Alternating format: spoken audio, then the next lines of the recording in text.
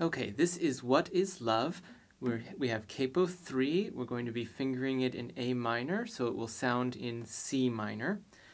And there's just very interesting timing in here. Some of the chords are held for 4 counts, some for 5, some for 3, some for 1.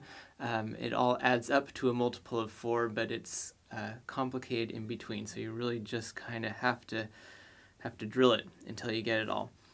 And we will just be singing the melody here. When you play with an ensemble, you'll have lots of other parts that sort of come in at different moments, which makes it even more interesting, but hopefully this will be clear enough here. So we'll do the intro and then just go right into the whole thing.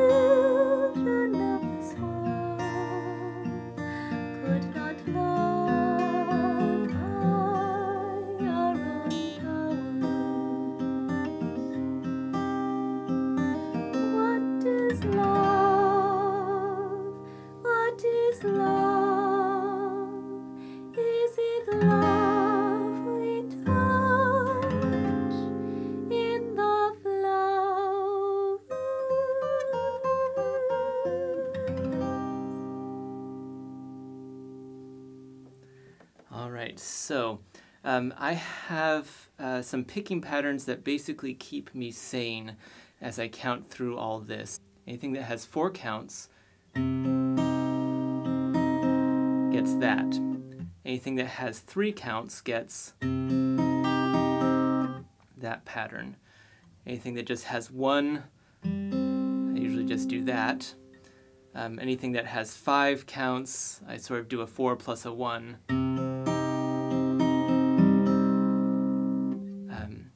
So you'll notice those patterns being the ones that basically repeat throughout, and they're just sort of all scrambled up in there, but they line up in the end.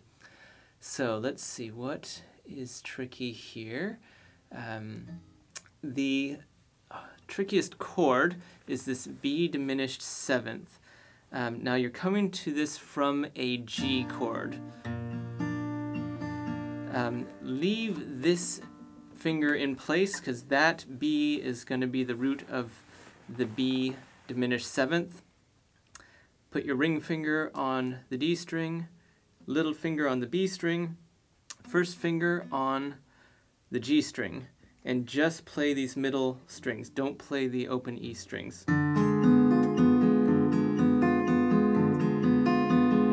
That full diminished sound, this is sort of the classic train wreck sound in an old melodrama when the heroine is tied to the train tracks. And the next chord is an E or an E7 chord, and actually it's super easy from here because you just lift up these two fingers and there's your E7. So that part's not too bad. It's mostly getting into it first, and then there's your E. So that's pretty good there. The other interesting chord is right at the very end. What is love? What is love? Is it love? We touch, just hit that low E note on touch, and then strum. It's apparently it's an E sus4 flat 9. It doesn't matter what it's called, this is what it sounds like. And you have your first finger there on a B, the ring finger there on an F, middle finger there on an A, little finger there on a D.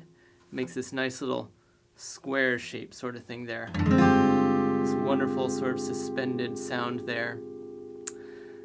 And then that will lead back to that, which I ought to talk about now, since that's the intro and the outro.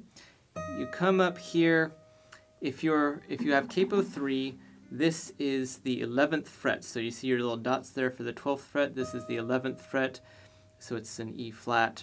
Or if you're still thinking in terms of A minor, it's equivalent to a C. And you're going down by thirds. And then just sort of scoot your hand back. Then here, you actually have an open string, that's a 4th. These are on the same fret here, a G and a D. E, C, D, B, C, A, B, G. When you do it at the beginning, you do that whole thing.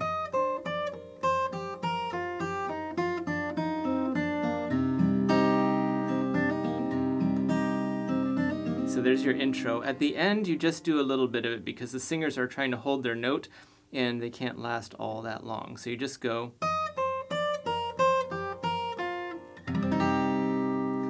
Let me just say the notes. I'll say the notes as they are relative to the capo. So saying that we're in A minor. C, A, B, G, A, E, G, D, E, C, D, B, C, A, B, G, A. And here we have these little hammer-ons here. And you can do one or both of them depending on what is easy enough for your fingers. It's just that index finger there and the ring finger there.